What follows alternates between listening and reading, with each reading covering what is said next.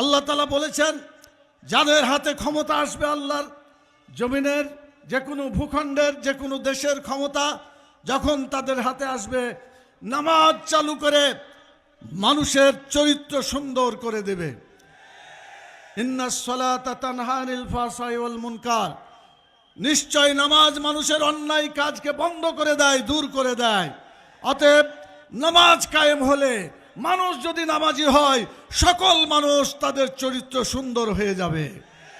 কেউ চুরি করবে না, ডাকাতি করবে না, ছিনতাই করবে না, চাঁদাবাজি করবে না। বাংলাদেশের 18 কোটি মানুষ সকলে সুন্দর মানুষে পরিণত হবে ইনশাআল্লাহ। আর মানুষ যদি ভালো হয়ে যায়, তাহলে কি কোনো অন্যায় কাজ আর হবে? চুরি চামারি কি আর হবে? দেশটা ভালো হয়ে যাবে ইনশাআল্লাহ। দ্বিতীয় কথা আল্লাহ তাআলা বলে দিয়েছেন, ওয়াতুজ যাকাত, যাকাত চালু করে মানুষের খাওয়া পরার ব্যবস্থা করবে, খাওয়া পরা নিশ্চিত করবে।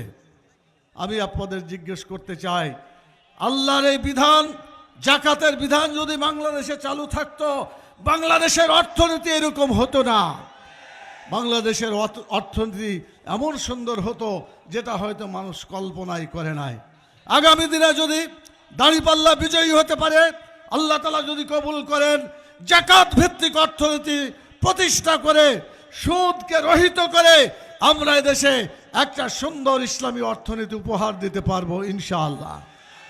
আমরা ঘোষণায় আপনারা শুনেছেন, আমিরে জামাত বলেছেন, মহিলাদের কর্মঘণ্টা 8 ঘন্টার পরিবর্তে 5 ঘন্টা করা হবে। তাদেরকে পরিবার পালনের জন্য সময় দেওয়া হবে।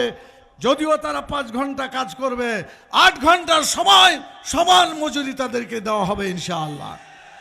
বলা হয়েছে 5 বছরের শিশুর মেডিকেল ফিস নেওয়া হবে না, বিনা পয়সায় তারা চিকিৎসা সেবা পাবে আলহামদুলিল্লাহ।